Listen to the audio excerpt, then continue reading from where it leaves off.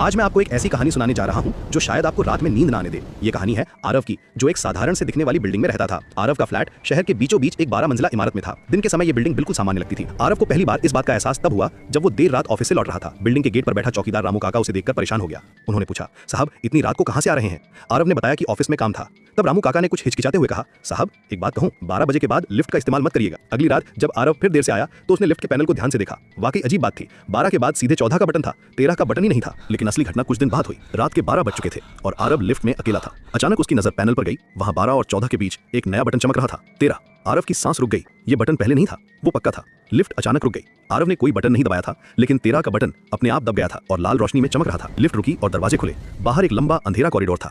दीवारों पर लाल रोशनी टिमटिमा रही थी। आरव बाहर निकलने से डर रहा था, लेकिन लिफ्ट के दरवाजे बंद नहीं हो रहे थे। तभी कॉरिडोर के अंत से एक छोटी सी आवाज आई। एक छोटी सी बच्ची धीरे धीरे उसकी तरफ आ रही थी। उसके बाल बिखरे हुए थे और जब वो पास आई तो आरव ने देखा कि उसकी आंखें बिल्कुल काली थीं। तभी कॉरिडोर में एक और आकृति दिखाई दी। ये कोई इंसान नहीं था, एक काली छाया जिसका कोई चेहरा नहीं था। वो आरव के पास आई और एक आवाज गूंजी जो हर तरफ से आ रही लग रही थी। आरव ने देखा कि कॉरिडोर में और भी लोग खड़े थे, लेकिन वे सब बिल्कुल शांत थे, जैसे मूर्तियां हों। आरव समझ गया कि ये वो लोग हैं जो पहले यहाँ आ चुके हैं।